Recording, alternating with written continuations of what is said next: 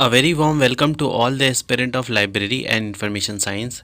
सभी विद्यार्थियों का स्वागत है जो भी लाइब्रेरी साइंस से BLIS, CLIS, MLIS कर रहे हैं, कर चुके हैं, या आप में से कई सारे ऐसे स्टूडेंट हैं जो कॉम्पिटिटिव एग्ज़ाम की तैयारी कर रहे हैं।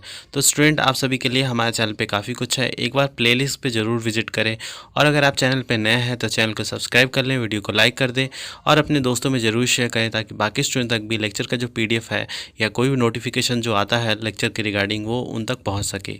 तो जैसे कि आप लोग का एग्ज़ाम जो है वो कल से स्टार्ट होने वाला है, और आज आपका रिवीजन चल रहा होगा। आई नो बहुत प्रेशर होगा आप लोगों के ऊपर, बट स्टिल एक होता है ना कि आप लोग को थोड़ा गाइडेंस की ज़रूरत है। हालांकि हमने आपके बहुत सारे जो क्वेश्चन है, सारी चीज़ें मतलब आपके लिए डाल दिया है, चाहे BLIS हो चाहे MLIS के स्टूडेंट हो, बट फिर भी एक मतलब वे ऑफ राइटिंग की किस तरीके से आपको क्वेश्चन अटैम्प्ट करना चाहिए, किस तरीके से आपको पॉजिटिव माइंडसेट के साथ आपको एग्ज़ाम में जाना चाहिए, नेगेटिव थॉट्स को कैसे हटाना चाहिए, इससे रिलेटेड ये जो हमारा वीडियो है, इसमें मैं आपको लेके आया हूँ, जिसमें आपको काफ़ी कुछ जानने को मिलेगा। मतलब एक तरह से आपको एक पॉजिटिव अप्रोच के साथ आप जैसे पेपर दोगे तो काफ़ी आपको अच्छा लगेगा वहाँ पे पेपर देने के बाद भी, और आपको काफ़ी पॉजिटिविटी उसमें भी मिलेगा, और वहाँ पे आप पैनिक नहीं होइएगा। सबसे बड़ी बात कि आपको देखिए, BLIS, MLIS या कोई भी एग्ज़ाम है थोड़ा टफ होता है। BLIS का हालांकि 9 पेपर है, MLIS के भी 9 पेपर हैं, तो यहाँ पे चीज़ों को मैनेज करना थोड़ा टफ़ है। ऊपर से आप लोग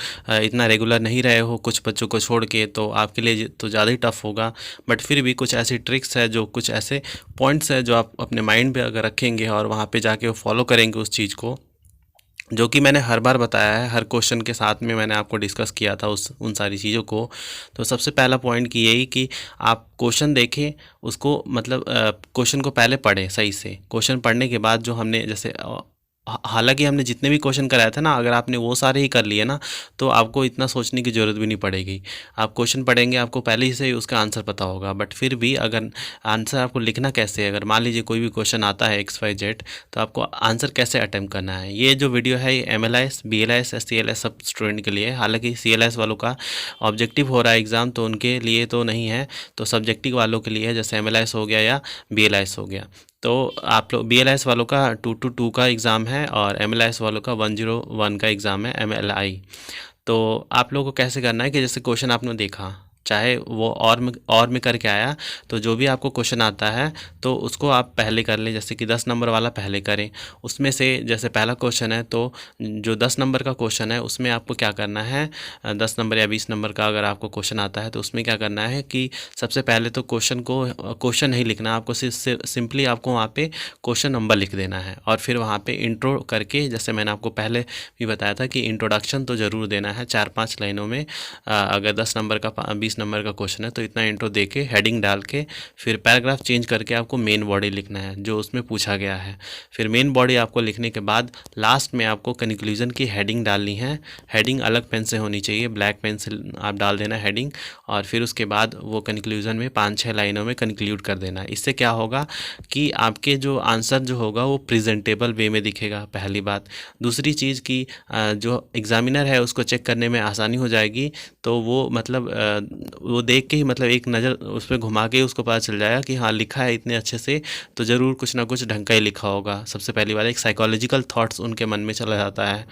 तो कई बार ऐसा होता है कि टीचर्स, हालांकि ऐसा होता नहीं है, मतलब कई बार ऐसा होता है कि चीज़ें क्या होता है कि टीचर जो है वो स्टार्टिंग के 2-4 क्वेश्चन आपके मतलब चेक करता है, और आपने खूब अच्छा लिखा हुआ है, तो उसको मतलब फिर उसी के बेसिस पे बाकी क्वेश्चन के भी आपके मार्किंग कर दिया जाता है। मतलब मोस्टली केसेस में ऐसा नहीं होता, मतलब फ्यू केसेस में ऐसा होता है। और तो आपको ये करना है। और सेकंड आपको क्या करना है, एक तो ये सारी मतलब इस तरीके से पैटर्न फॉलो करना है। सेकंड, आपको अगर हर क्वेश्चन में एग्जांपल कोट करना है, चाहे वो वहाँ पे बोला है चाहे नहीं बोला है। नहीं भी बोला है तभी भी आपको एग्जांपल कोट ज़रूर करना है। प्रेजेंट डे से आप उसको रिलेट करेंगे तो बहुत मतलब उसका बेनिफिट मिलेगा। एग्जांपल कोट करने का जो सबसे बड़ा वो फ़ायदा ये होता है कि जो क्वेश्चन होता है उसका लेंथ बढ़ जाता है, आंसर का लेंथ बढ़ जाता है। तो उससे क्या होगा कि आपका जो, हाँ, और कितने पेज में लिखना है ये बता देते हैं कि 10-20 नंबर का जो आपका क्वेश्चन है, तो उसको आपको 6-7 पेज में, 7 पेज मैक्सिमम है, यहाँ इससे ज़्यादा नहीं जाना आपको। और अगर आप 5 पेज का कर रहे हैं, 5 नंबर का कर रहे हैं, तो उसको ही बताएंगे। तो ये है कि एग्जाम्पल कोट करना है, अगर फ्लो चार्ट बना सकते तो बहुत अच्छी बात है। और अगर डिफरेंसेस के क्वेश्चन आ जाते हैं आपके पास तो क्या करना है, इंट्रो तो देना ही है, साथ में दो जैसे आ गया तो उसमें बीच में एक पेज के बीच में एक लाइन खींचनी है और दोनों साइड में उसके डिफरेंसेस लिखने हैं और लास्ट में कंक्लूजन देना है। तो इस तरीके से आपको पूरा करना है और एग्जाम्पल आपको ज़रूर कोट करना है। मैं आपको ये पर्सनली बोल रहा हूँ। और ऐसा है कि बहुत पैरा पैरा मत लिखना, आप लोग बुलेट करके लिख सकते हैं, जैसे कि पॉइंट करके बुलेटर्स करके ऐसे उसमें लिख सकते हैं। तो क्या होगा, वो पॉइंटर्स से वो चेक करने में बहुत आसानी हो जाती है। और अच्छे से नीट एंड क्लीन आपको चीज़ें लिखनी है। पैनिक नहीं होना एग्ज़ाम के टाइम में, क्योंकि इतना तो आपको करवा ही दिया है कि आप पास हो जाएंगे अगर आपने बिल्कुल लास्ट टाइम में भी पढ़ा है तो भी। बट जिन्होंने खूब अच्छे से पढ़ा है स्टार्टिंग से, मतलब वीडियोस को फॉलो किया है, तो उनके लिए तो कोई टेंशन नहीं है, वो काफ़ी अच्छा नंबर लेके आएंगे। तो आप लोगों से रिक्वेस्ट है, प्लीज़ करके अच्छे से वहाँ पे अपना जो भी एग्ज़ाम है वो देना। और एग्ज़ाम देने के बाद जो भी आप लोगों का मतलब परसेप्शन रहा, किस तरीके से आपने वहाँ पे क्वेश्चन जो है हमारे पढ़ाए हुए में से आए नहीं आए, आपका मतलब जो भी आपका मन में हो वो प्लीज़ करके कमेंट बॉक्स में ज़रूर करना। किसी वीडियो के जो, चाहे आप कोई वीडियो देख रहे हो, किसी वीडियो में आप कमेंट कर सकते हैं। हमें फीडबैक लेके एक तो फ़ायदा ये होता है कि हमें मतलब पता चल जाता है कि हाँ, जो पैटर्न से हम पढ़ा रहे हैं आप लोगों को बेनिफिट हो रहा है कि नहीं हो रहा है। और प्लीज़ करके आप मतलब कमेंट ज़रूर करना। तो अब आते हैं दूसरे नंबर ऑफ़ क्वेश्चन पे, जो 5-3 नंबर का जो होता है उन वाले क्वेश्चन पे। तो उसमें आपको क्या करना है, ज़्यादा से ज़्यादा 4 पेज जाना है, मैक्सिमम 4 पेज जाना है, इससे ज़्यादा नहीं जाना है आपको। और सेम यहाँ पे अगर शॉर्ट नोट, जैसे कि सिंपल शॉर्ट नोट आता है तो आपको इंट्रो देने की ज़रूरत नहीं है, सीधा आपको मेन बॉडी में स्टार्ट कर देना है।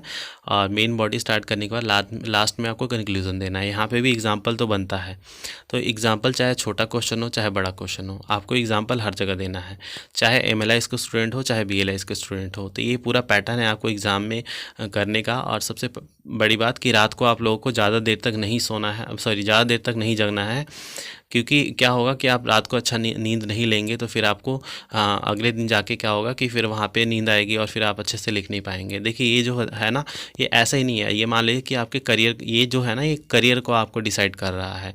तो समथिंग जो कि ऑलरेडी आप लोगों का मतलब जो 1 साल 2 साल आपका रिवीन हो चुका है, तो और अपना वेस्ट मत करें, पैसे भी अपने इन्वेस्ट किया ही होगा। तो प्लीज़ करके सही से एग्ज़ाम देना और अच्छे से उसको पास करें, क्योंकि इतना मेहनत कर रहे हैं तो थोड़ा और कर लें और पास हो जाए इसी बार में, ताकि जितने भी फॉर्म निकल रहे हैं जो हम लोग डालते रहते हैं उसके लिए आप लोग एलिजिबल हो जाएं एटलीस्ट।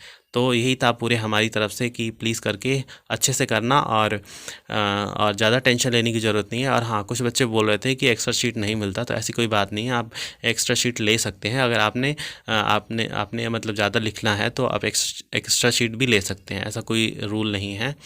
और जितना मैंने बोला है वो सब आप फॉलो करना और पॉजिटिव थिंक के साथ जाना, और कुछ भी ऐसा नया मत ट्राई करना आप, क्योंकि आपका लास्ट दिन है और कल तो आपको लिखना ही है, एग्ज़ाम में बैठना ही है। तो ऐसा ना करना कि कोई नया ट्राई कर ले कि हाँ ये टॉपिक भी कर लेते हैं, ऐसा कुछ नहीं करना आपको।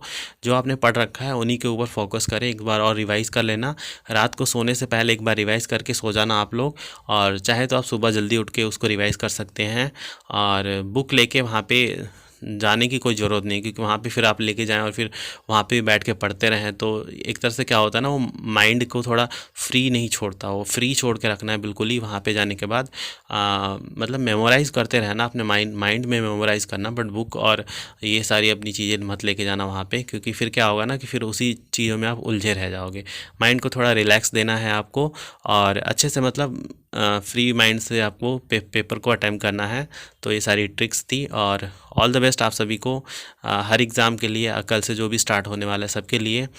तो आशा करते हैं आप अच्छे से लिख के आएंगे और अच्छा अच्छा कमेंट करेंगे, तो हमें पता चलेगा किस तरीके का आपका एग्ज़ाम जा रहा है। तो मिलते हैं आप सभी से नेक्स्ट वीडियो में किसी अलग टॉपिक के साथ, तब तक के लिए धन्यवाद।